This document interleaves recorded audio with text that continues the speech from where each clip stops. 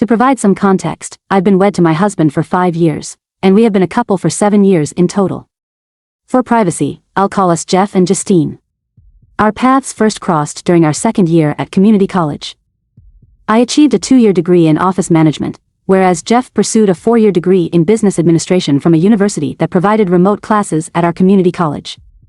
I am presently 26 years old, and Jeff is 27.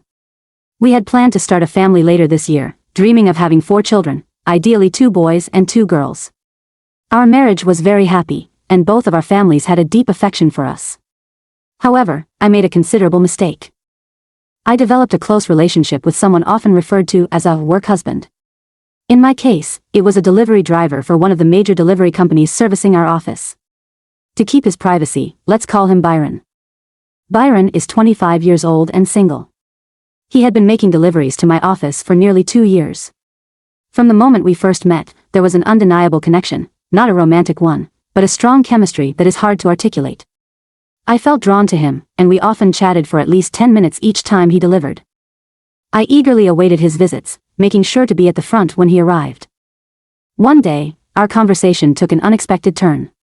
Byron mentioned he had a personal question to ask, emphasizing its sensitive nature and his hope not to harm our working relationship or cause offense. I reassured him he could ask me anything without hesitation. He then confided, "I feel a very strong attraction to you and wondered if you felt the same way." Surprised by his boldness, I felt embarrassed and asked him to give me a moment to collect myself before admitting, "Yes, I definitely feel the same way." Byron responded, "If you weren't married, would have asked you out a long time ago." I thanked him for the compliment, and he left.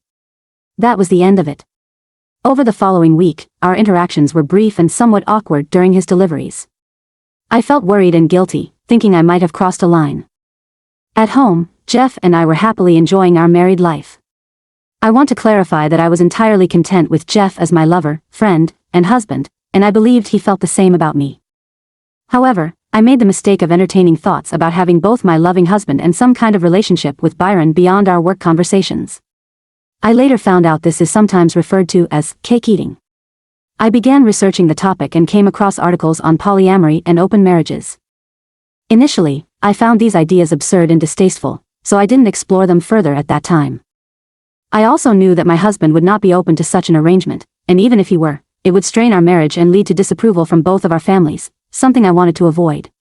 Weeks passed, and my married life continued to be wonderful, but I couldn't stop thinking about connecting with Byron. I started revisiting the subject and stumbled upon a blog post titled, "It Doesn't Hurt to Ask." The post was written by a woman who claimed to be in a successful open marriage. In her blog, she shared her experience of having a great marriage but wanting to explore a relationship with a man she did volunteer work with. The blogger discussed her struggle in approaching this topic with her husband without jeopardizing their marriage. She admitted to keeping these feelings bottled up for over 2 years. Then, one day during a long drive, she gathered the courage to bring it up. To her surprise, her husband was quite receptive. To cut a long story short, they decided to open their marriage and now both have partners outside their marriage, seeing them 3 to 4 times per month. According to the blogger, they've been doing this for 4 years, and their marriage is stronger than ever, and they're both happier than before. I found her story fascinating because it aligned with my desires, but I was too apprehensive to discuss it with my husband. One Sunday morning, as we were casually browsing the web on our phones and chatting at home, I summoned the courage to broach a delicate topic. I asked Jeff, "I recently read an online post about open marriages. What's your take on them?" He responded, "You mean where couples are involved with other people?" I confirmed, "Yes, exactly. What are your thoughts on it?" Jeff expressed his disapproval, finding the concept distasteful. He believed that people should simply get divorced if they wanted to pursue relationships outside of marriage. I mentioned that this concept was gaining popularity in the US and many Western countries. Jeff's facial expression clearly showed his disgust with the topic, so I promptly changed the subject. I decided not to bring it up again, as I didn't want to risk harming our strong marriage based on his reaction. A few weeks passed, and Jeff and I were enjoying an affectionate moment in bed after an intimate encounter. As I rested on his chest, unable to see his face, he suddenly asked, "Who were you thinking of when you brought up open marriages last week?" His question caught me off guard, and I felt a knot in my stomach. I slowly lifted my head to look at him and replied, "What are you talking about?" "What do you mean?" Jeff explained that he had done some research, suggesting that if a woman brings up the idea of an open relationship with her partner, it typically means she has either already cheated or is keeping someone as an option. I was once again taken aback, or more accurately, deeply unsettled, and Jeff could see it. He said, "I know you too well. I can sense you're keeping something from me, so be honest." I fell silent, averted my gaze, and then admitted that I had not been unfaithful and had no intention of being so. However, I confessed that if we ever considered an open marriage, there was a work colleague I might consider. Jeff then asked me to tell him about this work friend. I proceeded to describe Byron and our relationship up to that point, including what Byron had shared about his feelings. However, I didn't reveal that I had reciprocated those feelings. Then Jeff said something that deeply unsettled me. He remarked, "You know, technically, you've already betrayed me." I firmly refuted his claim, insisting that I hadn't. He responded, "Well, the relationship you have with this guy Byron is approaching what's known as an emotional affair." I was unfamiliar with this term, so Jeff proceeded to explain it to me. Growing increasingly frustrated, Jeff suggested we drop the conversation as he needed rest for an early start the next day. He soon fell asleep, but I found myself unable to rest. Instead, I reached for my phone and searched for information on emotional affairs, reading various articles and posts about the topic. To my dismay, Jeff was right. What I had with Byron closely resembled an emotional affair. In fact, let me rephrase that, it was an emotional affair. I felt overwhelmed by guilt, as though I had betrayed my husband. My inability to sleep led me downstairs, where I prepared some tea. I ended up dozing off on the couch around 4 a.m. At approximately 6:45 a.m., Jeff woke me up with a kiss, informing me that he was heading to work and that it was nearly 7 a.m., urging me to start my day. I returned his kiss and told him I loved him as I always did. This time, I amplified the gesture even more, but my mind was consumed by guilt over my attraction to Byron. Several more days went by, and once again, we found ourselves lying in bed after an intimate moment. Out of the blue, Jeff mentioned that he would be open to trying an open marriage if it was genuinely what I wanted. This completely caught me off guard, and I asked, "Why are you bringing this up now?" He explained that he had been thinking about it, reflecting on our previous conversations, and felt that if it was something we were interested in exploring, we should do it while we were still young.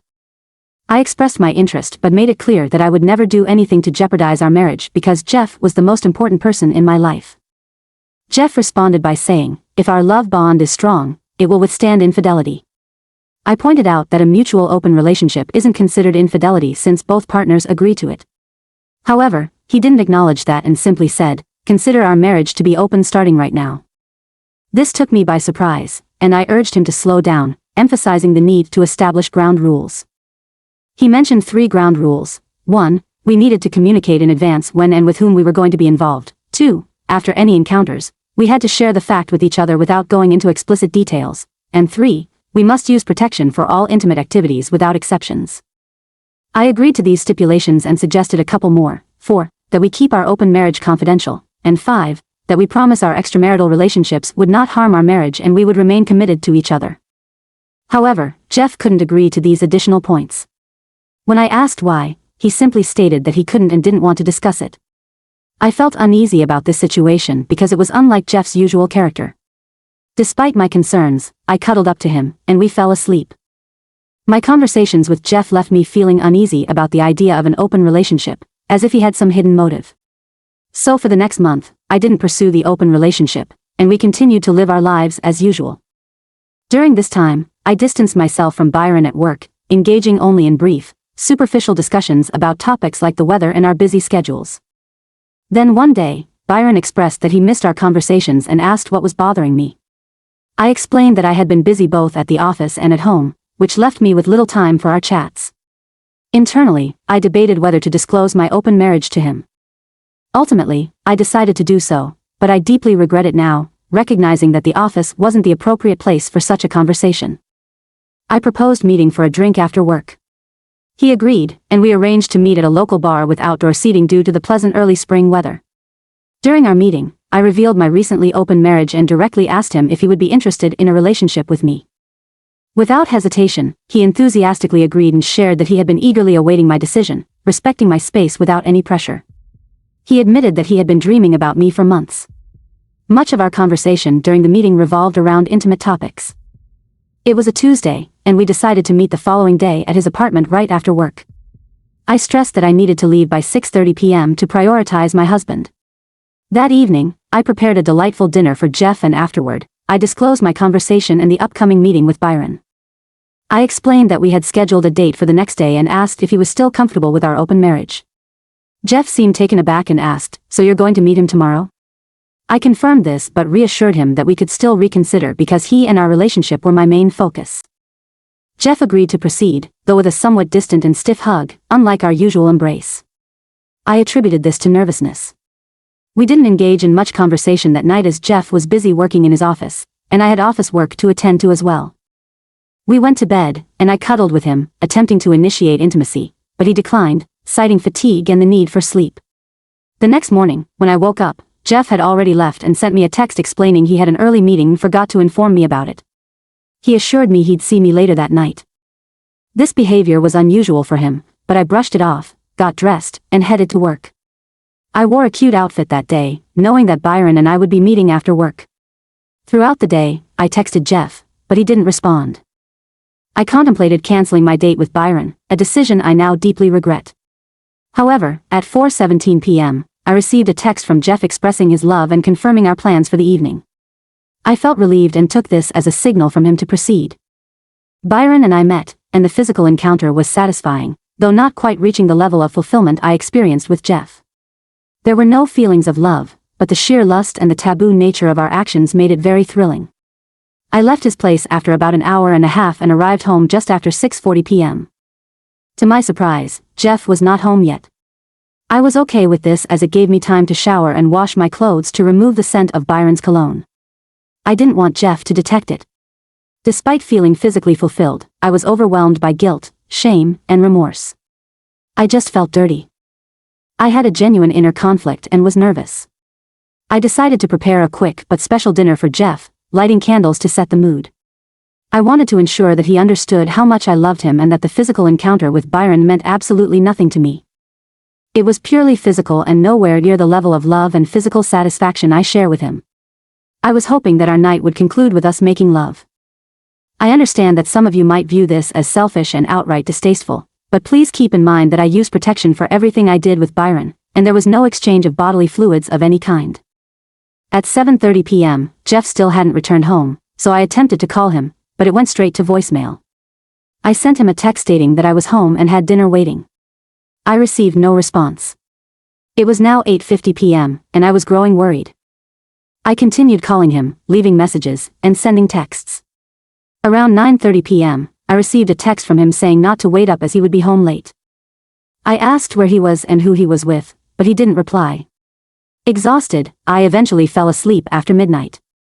I was awakened by the sound of the shower running in the spare bathroom, so I went to check. The door was locked, which was unusual for Jeff, so I knocked, but he didn't respond. About 10 minutes later, Jeff came out with a towel wrapped around him and casually asked, "Hey, how was your night?" I replied that it was okay. He then asked, "Did you sleep with Byron?"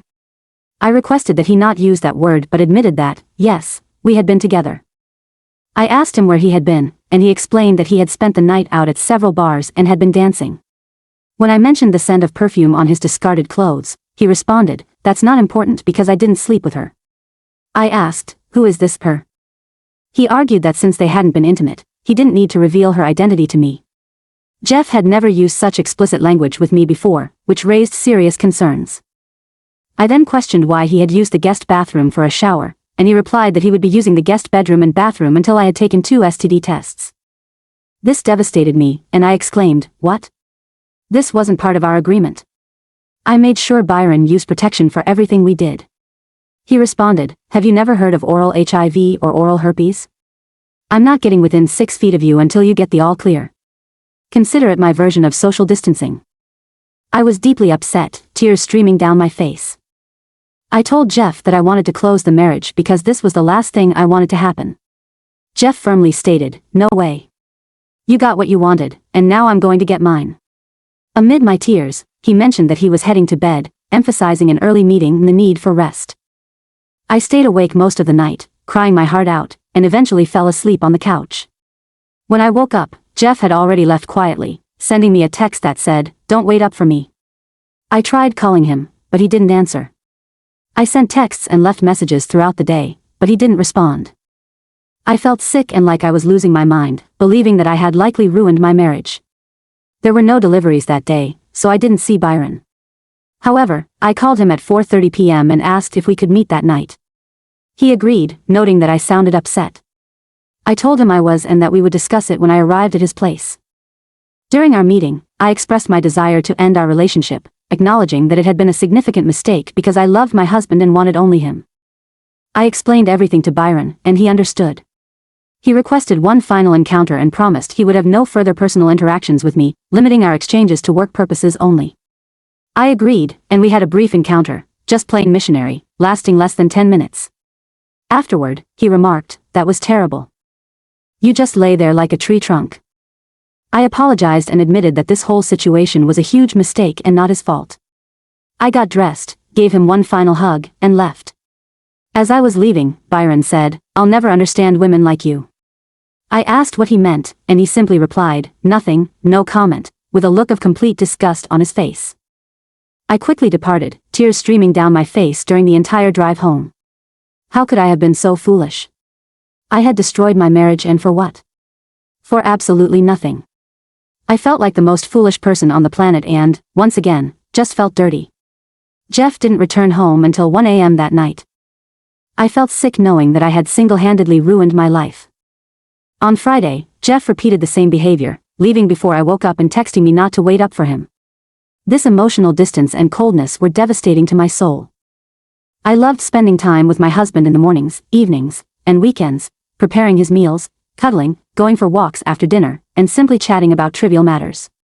All of that had disappeared, and I missed it terribly. I texted Jeff, expressing my desire to talk with him first thing tomorrow morning, and he agreed, mentioning that he was leaving for the day afterward. I asked where he was going, but he didn't respond. He didn't return home until 1:30 a.m. I remained silent, lying in bed and crying. Once again, he took a shower and went straight to bed. I woke up early, waiting for Jeff to get up. He entered the kitchen at 7 a.m. and poured himself some orange juice. The atmosphere was cold and devoid of emotion. He avoided eye contact, sat down at the table, and started focusing on his phone. I got up, went over to him, and sat on his lap, urging him to look at me. He initially averted his gaze, but I gently held his face, looking into his brown eyes. I expressed my deep love for him and acknowledged that I had made a terrible decision, not just a simple mistake. I apologized sincerely and promised to do anything to regain his trust and love. He remained silent, staring at me as though I were crazy. I asked if he loved me, and he gave no response. I implored him, saying, "Jeff, please answer me." He admitted that he didn't know. I couldn't hold back the tears and said, "I can make things right." He replied, "I don't think you can." In my frustration, I called him a bastard and accused him of planning all this, suggesting he set me up for divorce. He denied this but admitted that when I introduced the idea of an open marriage, he sensed our relationship was likely doomed based on what he had read. I questioned why he hadn't just put his foot down and insisted that I end all contact with Byron. He replied, "You can't force someone to be faithful. You're either faithful or not, and you clearly are not a monogamous person." I cried and pleaded with him, insisting that I was monogamous and begging him not to give up on us. He left without saying anything, mentioning that he'd return after midnight. I reminded him that tomorrow was Easter Sunday and we had plans to leave at 7 a.m. to drive to my parents' house. My family adored him, and we typically spent almost every holiday with them, especially since his parents now lived in Florida. He informed me that he wouldn't be joining me. I was taken aback and heartbroken, pleading with him to come along, but he responded coldly with a firm no. Worried about what I would tell my parents, I asked him for advice, and he callously replied that he didn't care, suggesting I should just tell them the truth. Despite my desperate begging and pleading for him to stay home with me, he got dressed, grabbed a gym bag of clothes, and left the house. I am emotionally shattered and feel utterly defeated. I'm reaching out to the community here for any advice and steps I can take to salvage my marriage. I'm particularly interested in hearing from people who have faced similar challenges with open marriages and whether it's possible for a couple to recover from such a breach of trust. I'd greatly appreciate insights from those who have successfully reconciled after being in an open relationship. Thank you for taking the time to read my story. I'm going back to bed now, where I'll spend the day in tears. Update. I wanted to provide everyone with an update. First and foremost, I want to express my gratitude to those who offered feedback and support. Your words have been a source of comfort during these past few days. I'm aware that many people rightfully criticized me and used harsh language, and I acknowledge that I deserve it. I value your input as well. Easter Sunday and today have been incredibly challenging for me, among the most difficult days of my life. I drove to my parents' home, and upon arriving, their first question was about Jeff's whereabouts. To avoid causing any disturbance during our family gathering, I fabricated a story, telling them that he had a work emergency and couldn't make it. I chose this path to spare everyone's feelings. Initially, my family bought my explanation, but as the day progressed, their suspicions grew, mainly because I wasn't communicating with my husband as I typically would. To divert their concerns, I sent several fake texts, pretending to receive replies from him. I informed them that he was still occupied at the office and would contact me the following day. The reality, however, is that he didn't call or message me at all, not even to check on my well-being. This was incredibly disheartening. I had planned to spend the night at my parents' house and disclose our marital issues on Monday. I dreaded this conversation because I knew they would express their disapproval and disappointment. As expected, when I told them this morning, it unfolded just as I had anticipated. They raised their voices, used hurtful language, claimed they hadn't raised me to behave this way, and made various other harsh comments. They even contacted my sister, who joined in reprimanding me. The outpouring of criticism from my family was overwhelming. They couldn't believe I had jeopardized my marriage in such a way. Their disappointment was palpable, and it only intensified my feelings of guilt and regret. My sister's harsh words echoed in my mind, making me realize the gravity of my actions. In the midst of their reprimands, I couldn't help but reflect on the choices I had made. My decision to propose an open marriage had backfired disastrously. What I thought might bring excitement and new experiences had instead brought pain and distrust. My family's reaction was a stark reminder of the values I had been raised with, values that I had seemingly forgotten in my pursuit of something different. I spent the rest of the day at my parents' house, trying to navigate the tense atmosphere. Every interaction felt strained, and I could see the disappointment in their eyes. It was a painful reminder of how much I had let them down. The weight of their expectations and the reality of my actions collided, leaving me feeling more isolated than ever. Now, as I prepare to return home, I'm left with a sense of hopelessness. Jeff's coldness and my family's disappointment have created a chasm in my life that seems insurmountable. I'm desperate to find a way to rebuild the trust I've shattered and to prove that I can be the person they once believed in. But at this moment, the path to redemption feels distant and uncertain. I cried and expressed my apologies to them. I acknowledged the terrible mistake I had made and assured them that I had learned from it and would not repeat it in the future. I emphasized that my primary focus now is to regain Jeff's love and trust. In the end, even though they were quite upset with me, they conveyed their love and mentioned that they would pray for the possibility of saving our marriage. On Monday evening, I returned home. Throughout the day, I made attempts to call and message Jeff but received no response. Upon arriving home, I discovered a note on the kitchen counter stating that he had gone to Florida to visit his parents and would be back on Sunday. I felt an overwhelming sense of guilt, knowing that our plans to visit his parents in early May were now jeopardized because of my actions. I can't help but despise myself. That's all I can say for now. I'm just overwhelmed with depression and sadness. What worries me the most is that I've stopped crying. The pain and remorse I carry within me now run so deep that tears no longer offer any relief. 1 year update. Now I have both bad news and good news to share.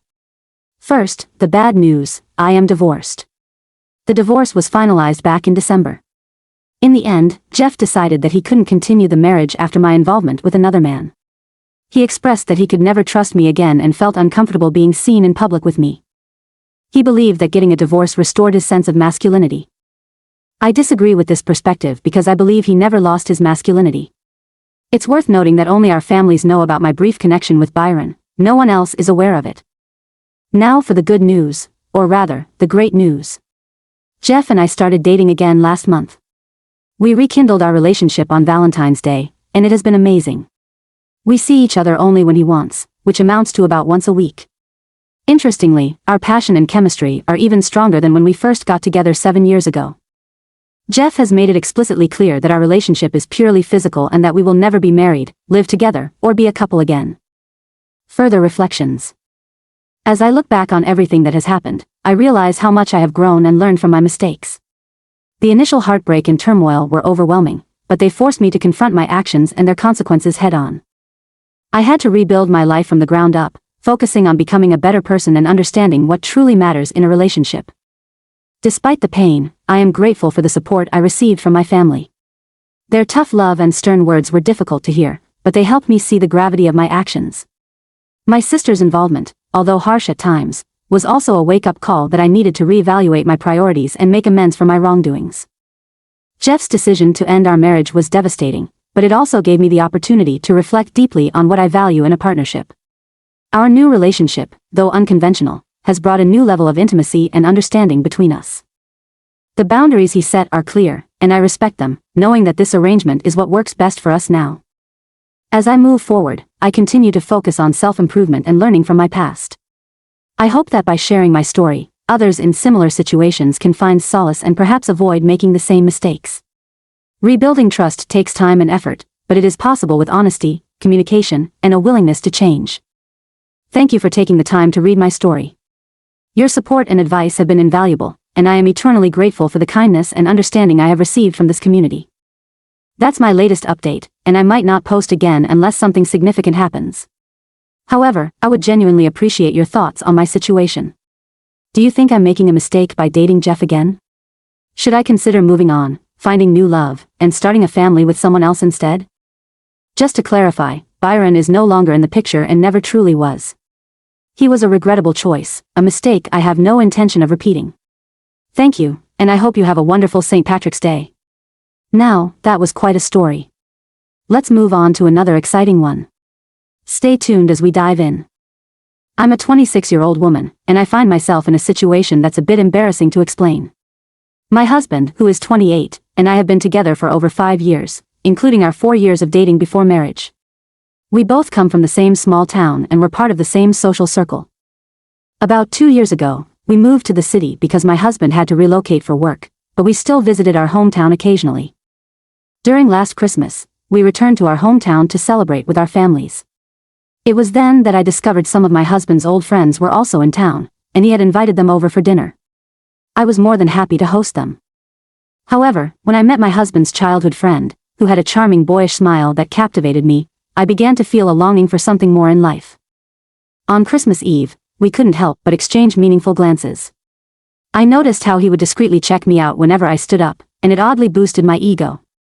Nothing more happened that night. However, since Christmas, we've been chatting almost daily. Our conversations gradually became more flirtatious, and I found myself yearning for a physical relationship. We had planned to stay in our hometown until New Year's, so we threw a big New Year's party, and he was there. It was a couple of hours into the night after everyone had gone to sleep, and my husband had passed out on the couch when I struck up a conversation with his friend. One thing led to another, and before we knew it, we were in the attic, which used to be my old bedroom, succumbing to our physical desires. A sense of clarity washed over me after that moment of intimacy. I realized what I had done and couldn't stop crying. I thought it might be better to confess to my husband when we returned to the city. That's precisely what I did. The aftermath was devastating. My husband's reaction was explosive, and he stormed out of the house, not returning for 2 days. When he finally came back, I learned that he had confronted his friend and even resorted to violence, making him promise to stay away from me.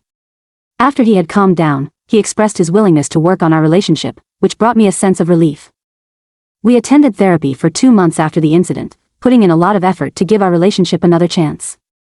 However, I had taken my husband's easygoing nature for granted. 2 months later, one night while my husband was on a night shift, I received a flirty message from his friend. I couldn't resist and found myself in a full-fledged sexual chat with him. The excitement and novelty of the attention were intoxicating, making me feel desired in a way I hadn't felt in a long time. This led to another encounter, which I now regret deeply. The guilt and shame are overwhelming, and I fear I have damaged my marriage beyond repair. My husband deserves better, and I need to figure out if I can truly change and be the partner he needs. This entire experience has been a wake-up call. I must confront my issues, understand my motivations, and work on rebuilding trust if there's any hope for our future together. I seek advice from those who have faced similar situations and found a way to heal and move forward. Is it possible to rebuild after such a betrayal, or is it time to let go and start anew? I made the decision that if my husband didn't know, it couldn't hurt him. So, I kept it a secret and enjoyed both my husband's affection and the intimacy with his friend. However, life had other plans for me. My husband discovered my affair less than a week after it began, and he was so furious that I was scared to talk to him. After a heated confrontation, he demanded that I pack my bags and leave immediately, giving me no choice. I returned to our hometown and stayed at a motel for a couple of days, hoping he would reach out and ask me to come back home. I acknowledged the pain I caused, but I'm struggling to accept the extreme step he took by kicking me out of our home. I then moved into my grandparents' house and couldn't find the words to explain what had led to the end of our long-term relationship. My doubts about the respect in our relationship and how it might impact our healing process have left me in a state of mental chaos. I not only feel disappointed in myself for my actions but also don't know how to reconcile with it all. If anyone has advice for someone in my situation, would greatly appreciate it. Edit, I had hoped something would change. We did exchange numbers, and I persuaded my husband to meet his friends one last time before leaving. Edit, I was shocked to discover that he had been monitoring my phone and had read every single conversation with his friend in great detail. I'm in a state of panic. My husband sent me divorce papers this Christmas. It felt like life had come full circle, showing me where our problems began and how I was solely responsible for my own unhappiness. Currently, I'm staying at my grandmother's place, feeling like an outsider and dealing with the aftermath of my personal life being exposed to friends, family, and acquaintances. Our town is so small that nearly everyone has heard the news, and even those who haven't have created their own versions of the story. I've noticed the way people look at me and gossip, but there's no one to blame for my situation except myself. My husband came to visit me once to return my belongings, and the town started buzzing with talk. Since then, I haven't seen him again. I wish I hadn't done a lot of things, but most of all, deep down selfishly, I wish my husband had never found out. Then I could still be leading a happy married life with him. Life has thrown me into turmoil, and I'm trying to find stability amid this chaos. Perhaps someday I'll learn to forgive myself and build something new, but for now, it's one day at a time. Please feel free to send me any messages with your opinions on how I should approach life from here on out.